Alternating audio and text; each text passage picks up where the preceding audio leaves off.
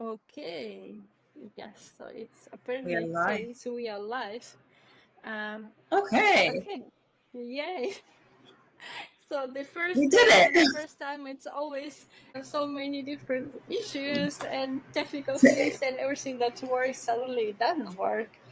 But So but this hello. is a perfect segue because today we wanted to jump on and just talk about how life has different paths, and what, it's not always going to be smooth, and we're Mm. faced with different traumas and things like that. So this is almost the perfect segue that we came late because of technical difficulties, but we're still here, so why not, right? Yeah, Yeah, absolutely. why don't you, Elena, do a little mini introduction, just so that everyone can hear a little bit about you, where you are in the world, and just like a little bit of background, just so people can get to know you. Yes, so I'm Elena and I live in Germany. Originally, I'm actually from Russia, but have been living in Germany for 15 years. I have my German husband and son and three husky dogs. And right now, yes, I'm in my what I call my filming dojo, but yeah, it doesn't work everything perfectly like it should be today. Yes. And what I do, I am a trained postnatal coach and work with expecting and new moms who want just to feel great in their skin, who want to feel confident, and also who want to recover after birth and eventually transition into regular training, just get stronger. And basically, it's always about feeling yourself great, and yeah, it's the Yeah. things that I work on and what I do. My main topics are postpartum recovery and like things like diastasis recti, like abdominal separation, core recovery, pelvic floor recovery, and things like that. Yeah. Yeah. All the fun stuff that we deal with when we have our babies. Yes, absolutely, absolutely.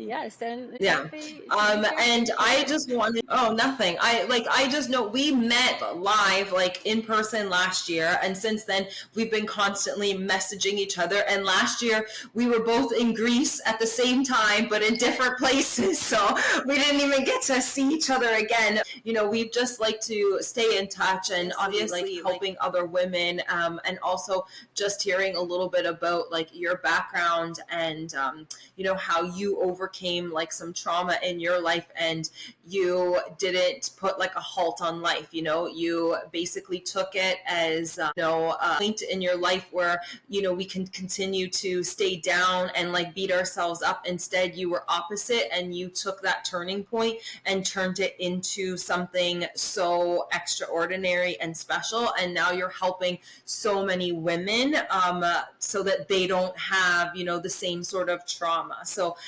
with that Yeah. being said, why don't you just say a little bit of the trauma, just so that people can know where I'm coming from? Oh, my trauma, yes. So I have a osteoporosis in my uterus. My pregnancy was all planned, and so basically I did all the checkups before that, and we saw there is small fibroids, and we knew all the risk factors that can come with it, and but everything was fine, and it was relatively small. Then I got pregnant, and it grew a lot during pregnancy. It was like a 12 weeks had very very painful accident that I had to get the strongest ibuprofen there is because of that. But then it kind of stopped growing in that moment, and it was so it started we started with about maybe like 2 centimeters, so it was like this. Actually, it was 4, and with medication, it was like 2, and then by 12 weeks, it was like about 12 centimeters. But it stopped growing in that, and but the complication of that is that first of all, it can influence your uterus contractions, how strong they are, how regular they are, and there's also possibility that you lose a lot of blood because like whole arteries and veins going into this. It Yeah. takes a lot of blood supply, and it may prevent your uterus from like contracting or things like that. So there was always possibility. They always say to me, yes, there is a risk, so maybe you will need a C-section, or maybe there's a possibility you will lose a lot of blood, so things like that. Or Yeah. they put it in more in a nice way, but it ended up literally in after me contracting with after 12 hours, and then they added medication, so like synthetic oxytocin that strengthens the contraction, and then they say that yeah, probably you need a C-section because there is no progress.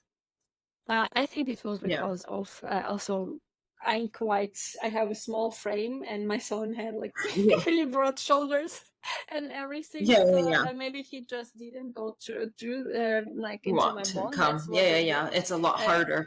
yes. So they say like, no, let's do the C-section, and we didn't. This was all fine. And after C-section, you get watched for like 2 hours just to make sure that everything is good, that you don't lose blood and all of that. And they watched me, and Yeah. everything was fine. And then I remember by the evening, somewhere like a few hours later, I was in my room, and my son was on my chest. Luckily, we had a family room, and my husband was just right there, because I just felt there's something wrong. That's my heart. So I feel heart beating, and I felt very, very dizzy. And I say like, okay, because I felt like something is like wrong. So like I said to my husband, can you like take him? Take And the baby. he Yeah. always like, what?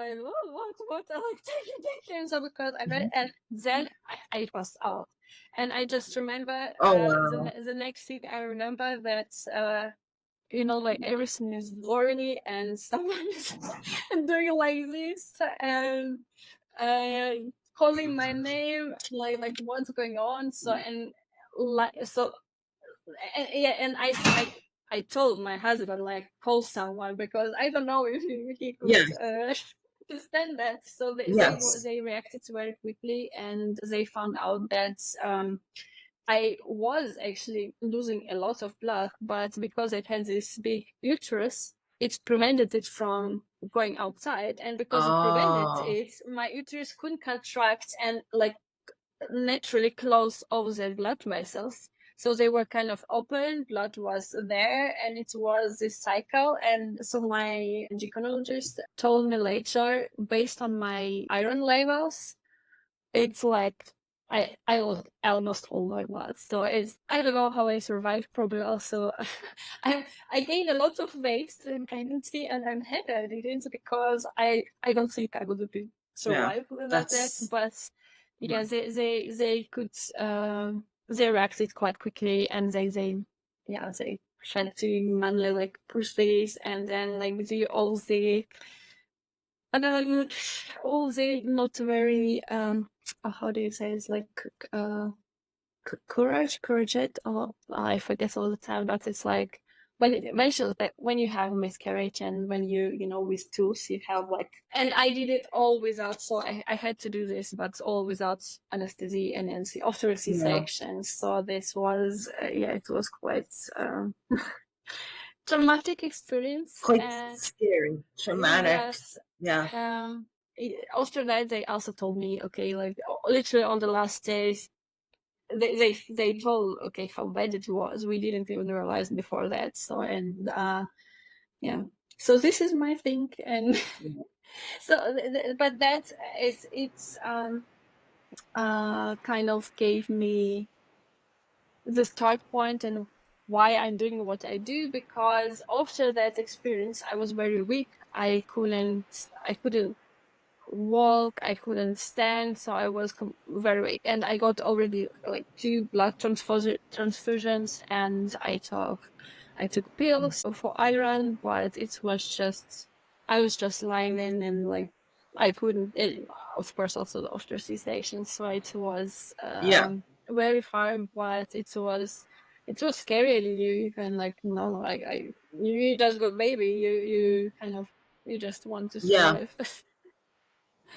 you know Yeah. Yeah, and I think that's the biggest thing, is that, especially that you just had the baby too, is that your mind is going to two different things of, like, obviously you need to get healthy and be well, but now you also have this baby that needs you as well, right? So I mean, yeah, thank God that everything worked out perfectly and you were still in the hospital. So as soon as, like, you felt off, like right away they were able to help you and just, get you, that help, and give you the blood transfusion, give you the iron, give you everything that your body needed. Imagine if you tried to do it, like, or you left earlier or something like that, it would have been a different situation, right? So yeah, thank God.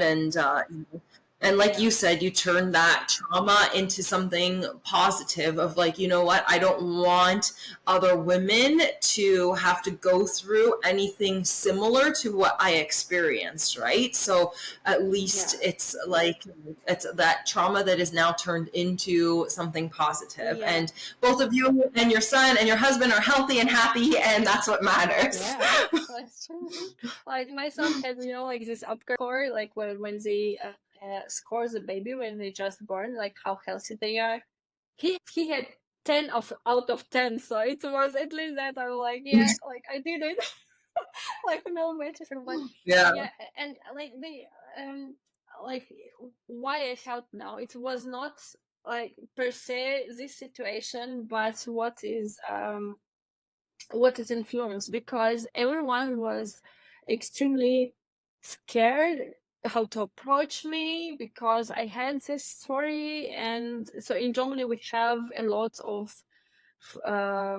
sometimes free courses, but often it's I don't know what's like 100 euro or maybe less for a few months. It can often it's even covered by insurance. There are some courses offered from midwives.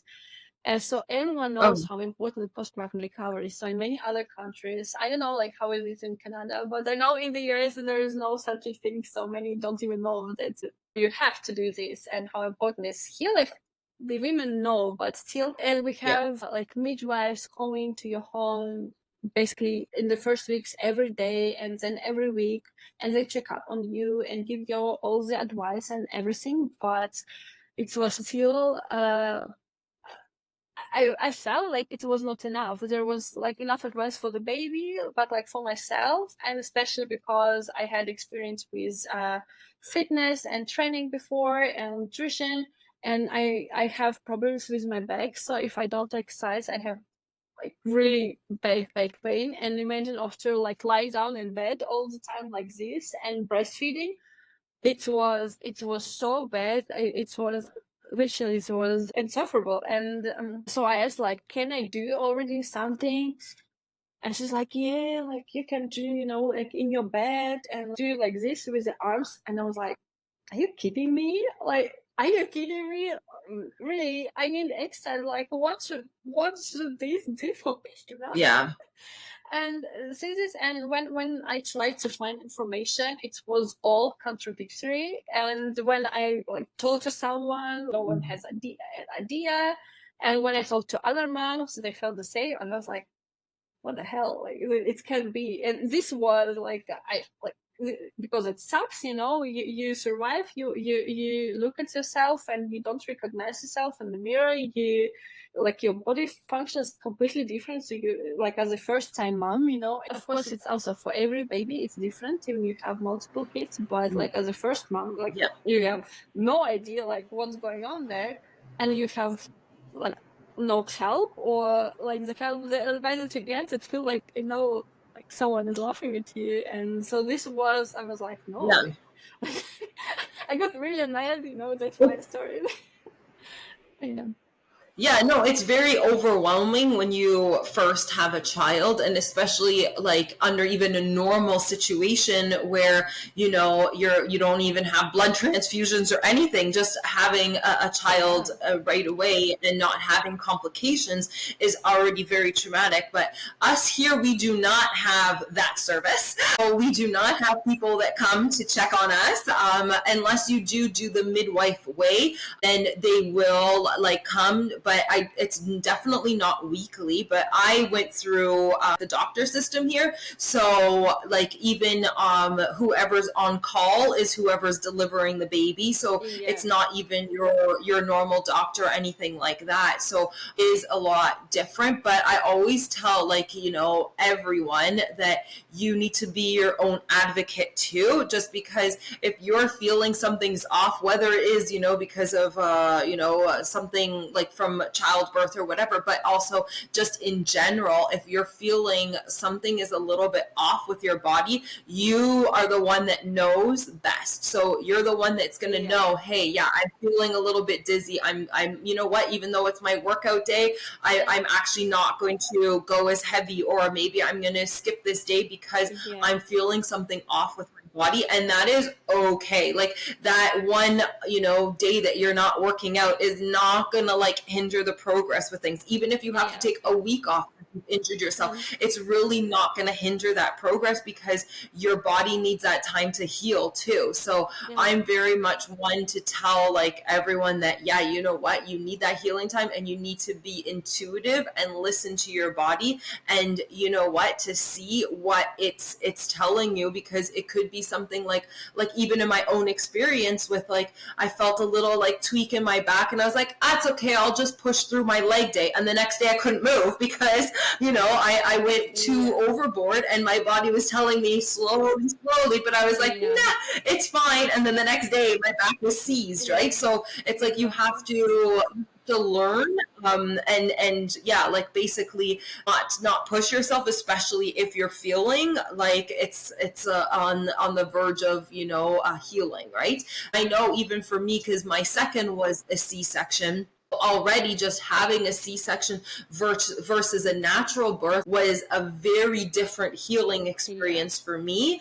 And I found that that's what took it was harder, because mentally my body was like, I feel like I can't just sit here anymore. I need to like get up and move, and I was the same, where it was like, well, I can't just like all of a sudden start working out like how I was before. I have to do these baby steps, because I literally just had a C-section. Like I had major surgery, right? So even though the outside is healed, you have to remember like the amount of layers that they're going through, and just the amount of time that it takes. So, like I just started off with like very low, like the walking and like the weights, and just like going through the motions and movements before we could actually get dialed in, right? So yeah. Yeah, exactly.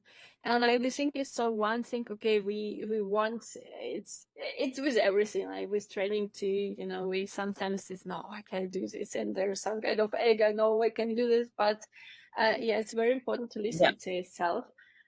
But another problem with, especially after birth, and it doesn't even matter if you're a first-time mom or you already have kids, the thing is, many women, they don't even know what is normal or not, because there is just not enough education and awareness on that.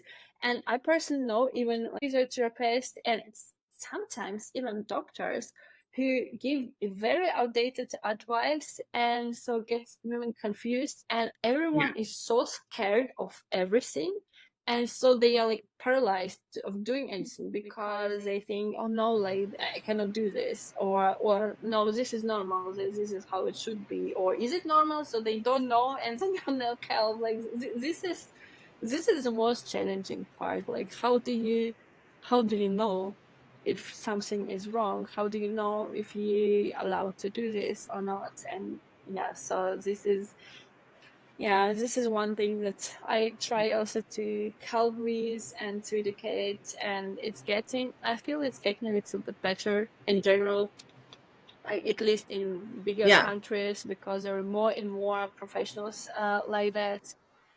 But yeah, still there's And I was just work going to say ahead. too, that also does depend from country to country because of what's available, and also just with studies too, like case studies. So, if you're starting to see more of an influx of this and you're documenting it, then at least we now have those case studies to guide, so that if other case comes up like that, then you can look and see, okay, this has happened before and this was the successful result, and let's go that way. And like you said, it's a lot more education, so that we don't feel as, I want to say as overwhelmed, because we already are automatically overwhelmed, but at least we have like steps in place to know, oh, this is normal, and don't stress about it, right? So I feel like that is the biggest thing. Even just dealing with like any sort of trauma in life, like I know we first said we were going to jump on and just talk about, from all types of trauma, like even like losing a job or whatever, like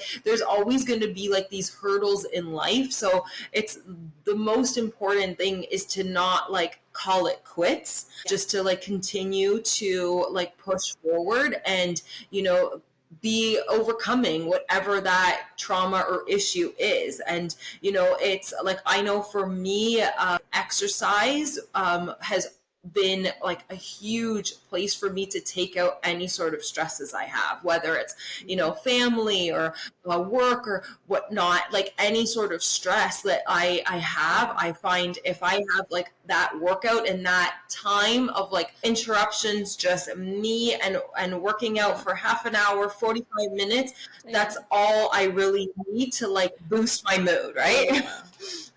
So I had like other trust issues in the last 2 years, and I haven't been able to exercise regularly as I used to. So it's very, very rare for me right now. But I try like when I feel better, so I do exercise.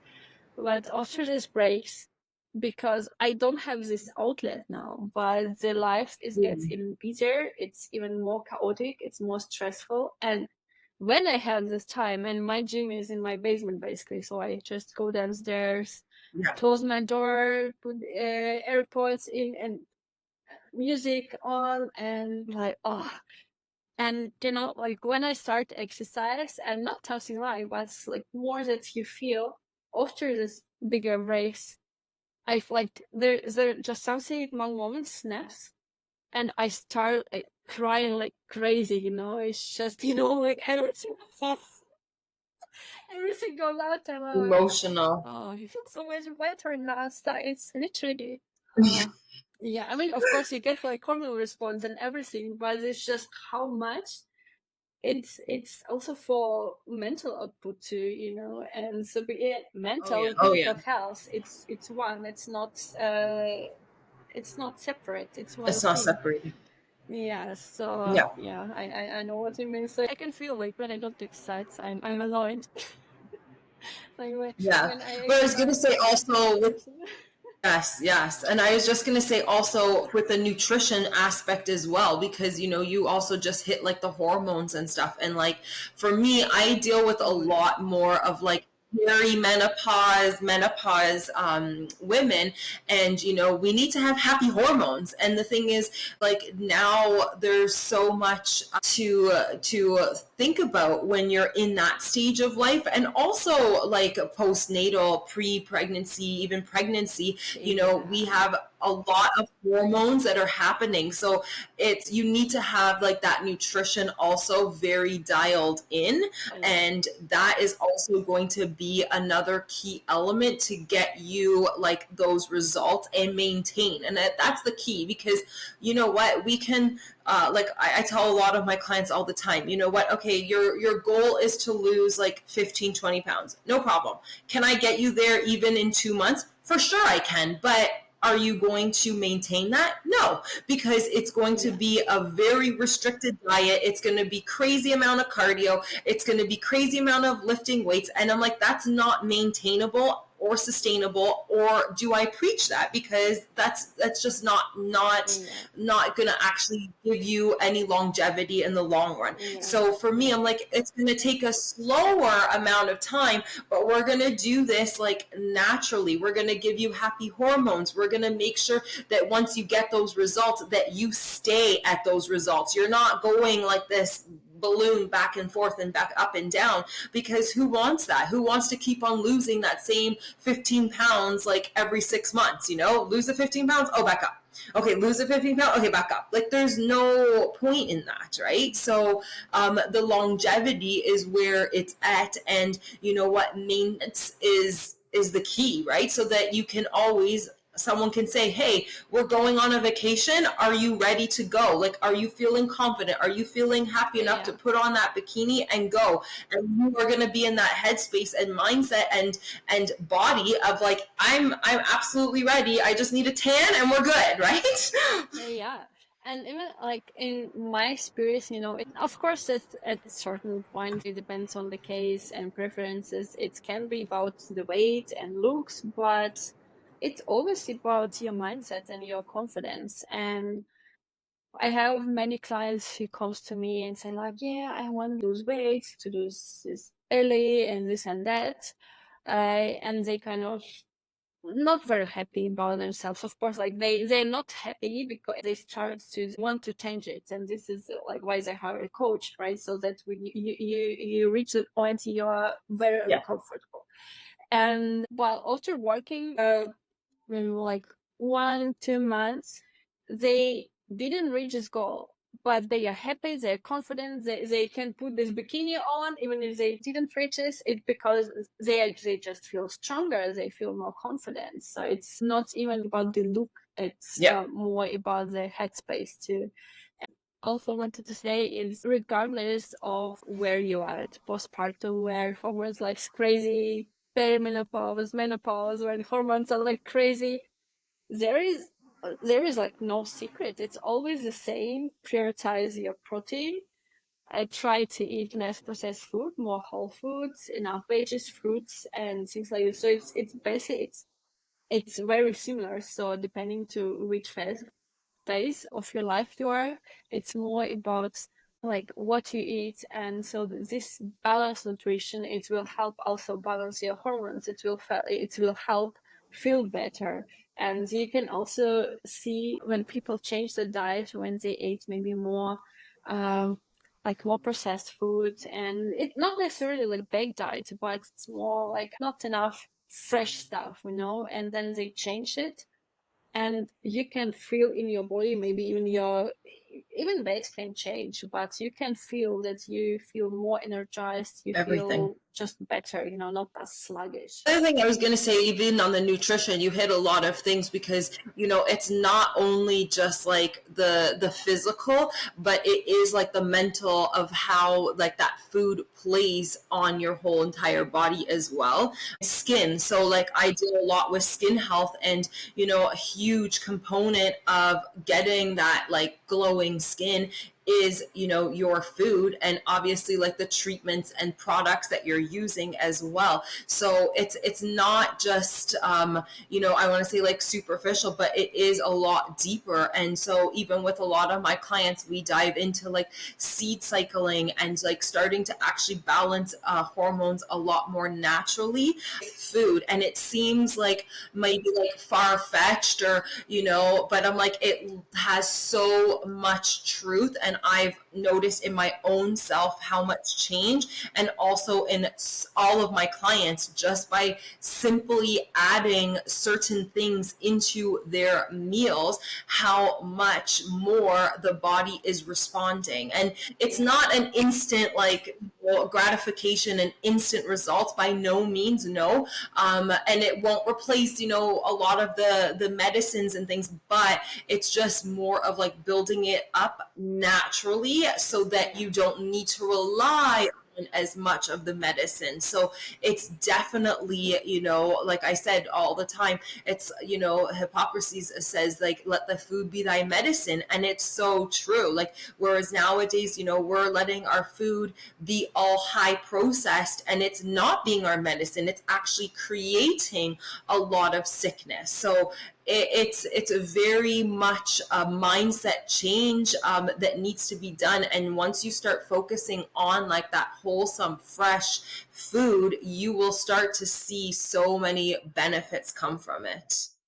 Yeah, absolutely. And There's in general in the fitness industry, it's there is so many misinformation, misconception, and of course a lot of that, because people want to believe in some magic and this very special approach says this is the answer, but it is always a basic thing. So we are basically we are basic animals, we need the basic thing. We need the good sleep, good nutrition, and some Oh movement. yes. When these three things work well Yeah. together, you have everything that you need to. Sleep regulates your Yeah. hormones. If you have very consistent good sleep, your hormones will get better.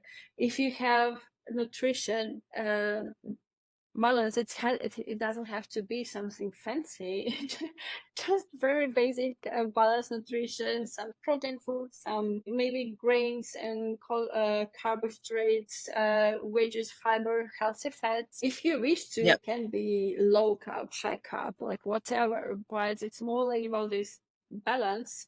And if you also move, all of that, it regulates our hormones. And it is so underestimated, because someone which have not a great sleep, let's say maybe sleeps only 5 hours a day, goes very late to bed, inconsistent bed and wake up times, but exercise, diet the perfect, and take all the supplements to optimize it, but you miss so much only because you don't have the sleep. And I must say, I think it's very anecdotal evidence, I know, but I always pushed against this natural sleep cycles and natural periods that people have. It's basically with the sunset and sunrise, right? So how we function. Because my whole life I went very, very late to bed, like you see, like 3, 4 a.m. I don't know. It's just how it was. I would still get all my sleep, so I was full of energy and everything. So that was not the problem. And like, who cares? Like when I get used to it, this is my Yeah. natural cycle. So it doesn't have to be, let's say, 10 p.m. and to 6 a.m. And I'm like, no, it works for Yeah. me. And it was since I remember it was since my 6th grade in school, my whole life. And then maybe last year, or I don't remember, not very long ago, I through vacations and when you travel, because then you have the motivation breakfast. Like you paid for, and Yeah. it's only until I don't know, like 10 a.m. You have to get up early, and you don't want to Yeah. miss from the day, right? So it's changed. And I kept doing it at home maybe for a couple of weeks. And this was crazy to see on like real data, because I have all the watches you can have free for heart rate variability and everything. Nothing has changed. Like my nutrition didn't change. Like stress factor, like nothing at home has changed. Sleep quality didn't change. The length of my sleep didn't change. Like the only thing that was different is the times when I went to bed. So it was not like 4 a.m. and I don't know, let's say till noon, right? Yeah. So it was maybe 10 p.m. to I don't know, wait, like whatever. Oh, it was before midnight, so it wasn't 10 a.m. Like, let's be honest, it was. Yeah, but only because of that, my heart rate, the racing heart rate dropped, so it's better. My heart rate will really improved. So my real markers, they improved only because of that. And I felt when I sleep this way, like for a week, I was like, wow, like this is how it feels. Like like I was Yeah. a completely different person, and I couldn't believe, because like it can be, I was completely used to the other cycle. I slept enough, but this was still different. And things like that maybe we don't always know or realize, but even like small things like that, they can change a lot. And I personally felt it was my cognitive function, my energy levels, my health, like everything improved only when I moved the time to like our natural human cycle. not mine. Yeah. Not my natural cycle. Yes.